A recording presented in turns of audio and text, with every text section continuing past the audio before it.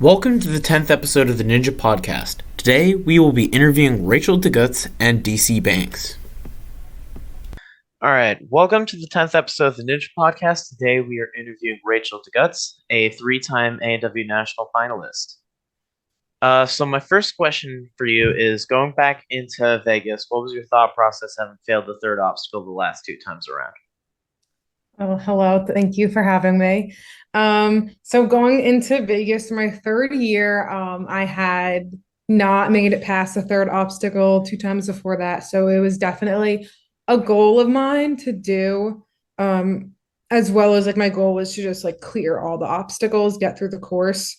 I tried like not to focus on it too much, but also like understand what I needed to do to get through the obstacle because the previous year I like just put way too much power into the end of the obstacle and like came into it so hot and like completely just peeled out. So just like understanding like that I need to be gentle sometimes across like not just like that obstacle, but like other show obstacles and like sometimes other obstacles in the gym and in competitions. It's not the first time I had overpowered an obstacle and fallen because of that. So that's something that I just like continuously work on. So like before my run, I was like one of the last people to go, but like I just like really understood like what I needed to do to complete that obstacle. Like I talked to a lot of people. I'm like, okay, where do I need to like set my hips back? Where do I need to just like go for a ride? And I made the best plan possible. And I had already like done like the smaller version of that in my qualifier. So like, I don't know, maybe that like helped a little bit. And also like uh I don't know if this is like secret information, but I flashed the obstacle the first time I ever did it when we tested it for season 14. So like I had that in the back of my head. Like I did clear it the first time I ever did it. Um so yeah, I just like came in with a plan and stuck to it. Well, I mean, there weren't a ton of people who flashed that obstacle because, if I remember correctly, they had to redo the third obstacle like midway through finals last year. And the same thing happened this year. Yeah. Yeah, that seems like an American Ninja Warrior thing. Yeah, my first year 14 on the giant roller coaster. I was the last person that failed that obstacle, and they were like, and then they like stopped letting more people go at that point, and they gave everyone who failed that obstacle a rerun. And I remember like I fell on it, and then I got out of the water, and they were like, "What happened?" Like they were like filming me, and they were like, "What happened?" And I was like, "I don't know. I just went to throw it, and the bar like didn't move." And I think they realized like I think they knew leading up to that there was something wrong. Um, so I actually did it three times last year and failed it two times. But like when it was working right, I didn't need to put a lot of power into it. But the time I had failed it, I needed to put more power into it. So it was like kind of confusing, and I it just didn't work out for me last year. Um, and then for season 15, the same thing happened. I don't know if producers are going to come at my head for saying this, but like they did have to stop filming and fix the obstacle again. Hopefully, there's no more issues with it in the future because I do Were think they at least able to catch it before too many runs failed? I feel like there were at least like 10 people they had to give reruns to. But I was later in the run order, so it didn't affect me. So that's like another reason why I was like talking to like coaches who were there and like other ninjas. And I was like, tell me exactly how to do this obstacle. But I guess you have to watch to find out if I cleared it or not. Right, and we'll find out Monday the I think it's Monday the 21st. We'll find out what happens, whether you beat the third obstacle, fail it, or don't even get Mm-hmm. there. So my next question is, having scored your first buzzer in semifinals, how has that helped in terms of your self-confidence going into future competitions? It definitely helped my confidence. Just like clearing a course isn't something that I like do in many competitions, and it's been like a dream of mine to clear it on the show. So it definitely helped my confidence and to like clear the course and like just being like, okay, like I did the thing that I was trying to do. That's nice. Also, just like competing against the other like amazing women in this sport, like it was one of those moments where I'm like, okay, like I am competitive with these women. Like I was the top of the leaderboard that night, against like Addie and Abby, who are like really, really good ninjas. So it kind of like shows me like what potential I do have, in terms of competing. And it's like motivating to like, okay, like I can get to the top. That actually ties into my next question. Where do you see yourself in terms of an informal ranking of top female ninjas in terms of skill level? So like I don't love to like compare myself to others because it isn't always like a healthy mindset, but like it definitely like happens in this sport. Like we're competing individually, like there's a leaderboard. We're trying to be like top 10 or top first place, like whatever. So I think like for me, it like kind of is different between the show and like all the other competitions that we do. Like, I'm not 100% sure why. I mean, like, I have theories, but I think I rank a lot better on the show than like at like NSC competitions or whatever. Um, I don't know. One of my theories is like I do put so much like energy, mental energy, physical energy in getting ready for the show. Um, Also like the show's obstacles, like a lot of them are like super power based and less like weird tech, even though like they are getting more techy. And I think like really powerful obstacles is a strength of mine. So like maybe that has to do with it. Would you But say like, that the A&W courses are less difficult than, say, NSC or WNL? no, I think they're just different. Like they're same difficulty, but in different ways. Like in my experience, like a lot of the WNL courses are like longer courses. Um, A&W, like it's like big obstacles that you have to like power yourself through, which again, like I think my power is a strength of mine. Like NSC, I mean, they have like the different disciplines, but like my best discipline is hybrid, which I think is most suited for my strengths.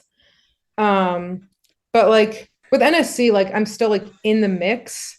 Um, I haven't like been at the top of it. Like the I made it to the championships last year, but like I didn't like make it to the top 10 or anything. So like it definitely like gives me stuff to work on. That makes sense. My next question, and this has to do with semifinals. How did it sting having to send your friend Abby home? And has there ever been anything like that in league competitions where your success sort of hinged on your friend not getting as far as you? Um, well, Abby was like the one person I didn't want to race. I also didn't want to have to race Addie Herman just because she's so good. Um, but both of them like are really good, and I didn't want to have to race either of them. And then like also like I train with Abby, so like I wanted to like be able to like train with her together for the finals and like go with her for the finals. Um, so having to race her, we were just like, oh crap, when like we got the email like saying that like we would be racing each other. But at the same time, I think it really pushed me to my potential. And like in hindsight, I'm really glad that I raced her because like I trained with her, like I know her strengths. I know like she's really good at linking things, and I knew she was gonna link the what's the name of that obstacle, the second one? I think it was the flying shelf grab. Could be No, wrong. it was the Oh, bouncy was it bars. the springs? Oh, springboard. Yeah, I knew she was gonna link spring forward, so I just like I like s- just like had to link it too, and um like things like that. Like I really just had to push myself through it. I mean, we knew that like one of us wasn't gonna make it. Um, and I don't know, I just kept joking, like, oh, we'll hit the buzzer at the same time. They have to take both of us. I think if she did clear the course, though, she would have been like one of the top two non-finishers. I wasn't aware of that at the time of our race, that like that's how the standings work. So I wasn't like paying attention to that. Um, So it wasn't just the top two male non-winners. It was just top two non-winners in general. yeah, Okay, that makes sense. yeah. I was like hoping that it would be like top two male, top two female, but then they said it's just like overall.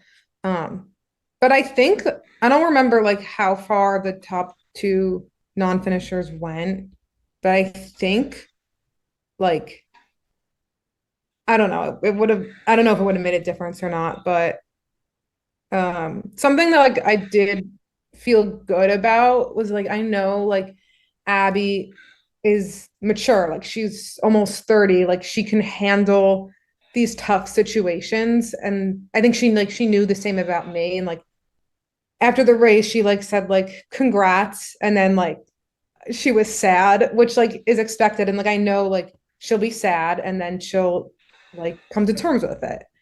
So like knowing like how she was responding, I guess like made it a little better. Um, but we do like train together, and like sometimes I do like catch myself comparing myself to her. Like, oh, she's like getting this move so easily and I'm struggling with it. But like I remind myself, like, all right, I beat her in that race. So like, I don't know. It definitely does boost my confidence. Um, but Right. That again, yeah. that makes sense. To answer your question about the top two non-finishers, they were David Campbell and Ramses Valdez. David cleared in 2 minutes, and Ramses made it to the slingshot in 33 seconds. Wow, So fast to that point. I'm not sure that it would have mattered unless Abby cleared. Yeah.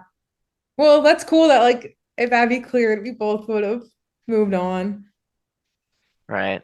My next question is, and this is off of the last question. Do you feel like the friendship took away any motivation during the race? Like, do you? Okay. No, like I knew she was gonna give her 100%, and like she knew I was gonna give my 100%. Like we are both so competitive. Like neither of us was holding anything back. And like we didn't even have to like talk about it. Like we just like knew that right away. Right. Okay. My next question is, who would you say was your first ninja mentor? Um, Bringing me back to the beginning. The first person that comes to my mind is Kara Mack, because I was going to VertiQuest at the time, and she would come like on the nights that like we were training, and I had like looked up to her. Like I listened to the Ninja Babes podcast before I ever started Ninja, and then she mentioned on the podcast that like she was going to VertiQuest, and I had gone to VertiQuest like a few years before I started Ninja and like wanted to go back. So I was just like, I got like all like excited. And the first time I saw her, she came in like the third time I was there or something, and I was like starstruck. But then she was so nice and helped me learn Ninja, and like even like getting ready for the show, like I was like asking her a million questions, like, can I wear these shorts? Um and then they like made a whole story about like me, her, and Abby, which was cool. My next question is, do you think that you'll ever get to the point where you can get to stages two or even three?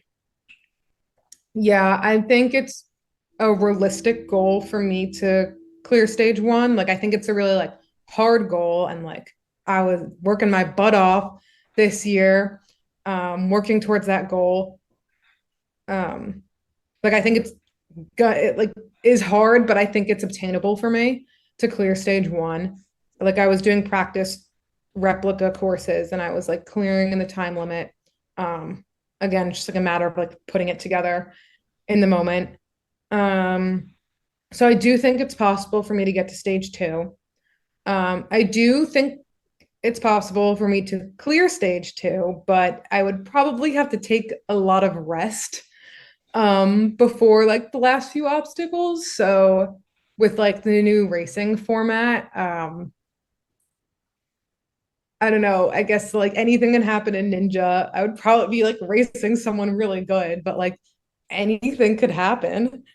Right, because you don't even need to clear stage one anymore. Like, you cannot clear stage one, move on to stage two. Depending on how the seedings work, I'm pretty sure that's the exact same as semifinals. Yeah. Okay, so let's say, like, hypothetically, you got like 20th or 21st place. Then you face the four or the five. And like you said in Ninja, anything can happen. So even if you didn't clear, you could still manage to move on to stage three. Yeah, I mean that would be like crazy. That would be so freaking cool. I don't think it's out of the question, but I do think it would be really challenging. Do you think that it's good or bad that now somebody can make it to stage three without getting a single buzzer? I feel like for me, I feel like if I achieved constant Seha without hitting a buzzer, like it wouldn't feel like a true constant Seha. Well, I mean, you'd have to hit at least two. It's just a question of Yeah. hitting anything additional. I mean, Because you don't have to clear qualifiers to move on. You don't have to clear semifinals to move on. Stages one and two are the same, but you do have to clear stage three and stage four. I also do think like the person who would do that, like would be a person to like clear courses, if that makes sense. Right. I know. What are your Like opinions on it's it? it's not it's not unlikely that something like that could happen, like with somebody getting to stage three without getting a buzzer. But in that case, I don't feel like they would get past stage three. It's like it could happen. I'd say there's probably like a 10% chance of it happening. Like, I'm not sure if there's anybody that's currently advancing to Vegas right now who has not hit a buzzer.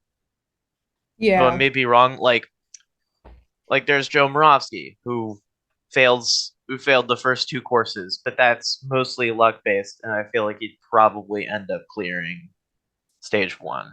Yeah, and I think also with like the top, I don't even remember how many 24. people, the top 24, like it's like 80 competitors in Vegas. Like I think it's likely that like the top 24 are most of them are going to clear. And I think the producers like designed the course with that intention.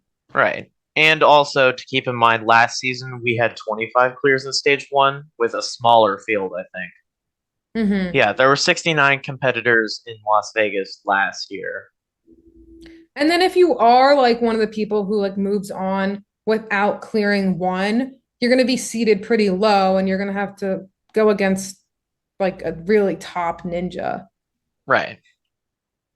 I agree with that. Um, my next question is, how do you prepare for competitions? Well, so much goes into it. Like for the show, this past year, I was going to the gym like 3 times a week, and I would stay there for like a few hours. I do a lot of like replica courses. Abby and Joe like set up courses, or I would like go to other gyms and like set up courses with whoever was there. So just doing a lot of coursework and like pull-ups and push-ups and like shoulder PT. Oh God, my shoulders like have a whole history. Um, and like even like leading up to like before getting ready for the show, like working on like my skills and just like getting things up, like my finger strength, like just doing a lot of cliffhanger, and then like kind of like honing in on like my fitness before the show, working on like my strength endurance, both grip and upper body, like doing like hangboard workouts that focus more on like strength endurance.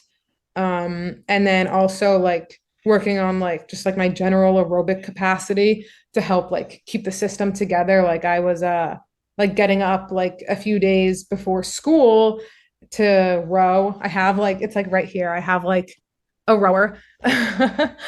um so I would like do that. Um and like during my lunchtime at school, like I would even like get in some workouts or like do shoulder PT or like meditate. I feel like that like helps me like stay present on the course, and I like do a lot of visualization. Like I would visualize every single day, like me clearing the course, just like burning it into my mind. Like it's like that helps a lot with my self-confidence. Like having that positive sort of positive thinking. Yeah. That Like makes it's sense. something I already did in my head a million times. So it's like me to do that in real life. That makes sense. Like I even Oh, oh. photoshopped pictures of me like next to the buzzer. Like I took like a picture of me for my first season, like I because I went up the warped wall in my semifinals, and like I literally photoshopped a picture of me next to the buzzer just to like ingrain that in my head, and like I put it up all over my apartment with like little like goals of mine that I wrote out, and like, hey, it worked. It was crazy, but it worked. Would you say that training normally is usually the same? What do you mean? What I mean by that is just like general workouts, like using that sort of positive thinking just to get through individual workouts. I think I could definitely get better at that. Like the whole like idea of like training like you compete. I think I do that better when I'm getting ready for the show. Maybe that's like why I do better on the show than like other competitions. Um, I forgot what I was saying in the question, but yeah. Well, training better for the show. Yeah. Okay, that makes sense. Well, that's all I have. Thank you so much for coming on to the podcast. Of course. Thank you for having me. This episode of the Ninja Podcast is sponsored by Vertex Labs Academy, a ninja training gym located in Alexandria, Virginia. For the second segment of this episode of the podcast, we'll be interviewing DC Banks. He's appeared on American Ninja Warrior 3 times. Hey, man, how are you? Doing great, man. Just blessed out here living. Thanks for having me. Mm-hmm. Of course. So my first question is, do you feel that you're at the level yet where you can make it to Las Vegas? Absolutely. Absolutely. Like in terms of like a scale from, let's say, like 1 to 10, where do you feel like your abilities are at right now to get there? I would say my abilities at this point now in my ninja career, I'd say to get to Vegas, to just get there, 10, 10 for sure. All right. If you did this season, how far do you think that you could make it? Because obviously you didn't win the runoff. I mean, not the runoff. You didn't win your semifinal race, but you did put up a good challenge. But how far do you think that you can make it if you were just placed into Las Vegas this season? Um, if I were to make it to Vegas this year, I think I could make it to stage two. Obviously, I'd love to make it to stage four, but I feel like I have the abilities to make it to at least stage two. Obviously, I need to up my training a little bit more and everything. And then each year, I just keep getting progressively better. So, like, yeah, I think I can make it to stage two, honestly. Okay. What would you say that your goals are going into the next season of A&W? Goals, no matter what, just staying healthy, and taking care of my body. This year I went in with an injury, and as I competed in qualifier, I actually re-injured, and then I had semifinals, and I was already injured, so I didn't get to perform to my best. So just staying healthy, just Do you keeping think up that with you my could have body. Do you think that you could have won that semifinal matchup against Ethan Bartnicki? Do you think that you would have won that had you not been injured beforehand? That boy is a speed demon, but I would give him a run for his money. I don't know what would have happened if I would have applied more pressure to him. Maybe he might have fell. I have no clue, but he had a free for all by himself. But I'm just saying he would have had some pressure on him, and I don't know if he would have slipped up or anything, but it would have been a great race regardless. Right. And I mean, even then, like you could have made it in as like one of the Hmm. last two, like looking at the specific rankings, that's gonna take a second to pull up. I don't think that you were too far off of qualifying to make it in. Just need to pull that up. So you ended up tying for 19th place, failed the fourth obstacle, but like there were only four guys ahead of you before getting to the point where like you could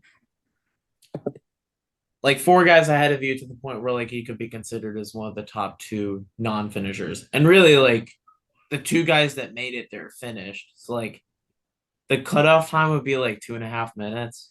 Like I don't know if like it's 100% likely that you would have made it like without the injury, but I do think that would have been possible even if you had lost. Yeah. Uh, I did my uh, thing now. Getting into the next question I've got. How do you think Ninja has changed since you first came onto the show back in season 12? There's kids on the show now. they they're the kids on the show really make you want to like really push yourselves because these guys are just like little superhumans, and it makes you have to up everything that you do to try to keep up with them. So the dynamic has been crazy since then. Would you say that's been a good thing for the sport that the teens have been brought in? Honestly, I don't know. I'm like indifferent about it. It's good because it like I said, it like definitely ups the skill level no matter what. And I guess it gives like a more diversity to it as well. So I guess it's a good thing. Okay. My next question is, do you think that first buzzer is going to come for you next season? It should have been this season. If I stayed healthy, I would have had it. So absolutely next season. Okay. This is the sixth question. I think it's the third to last one. What was your favorite obstacle on the course in your time on American Ninja Warrior? Uh, One second. I hope I don't mess up.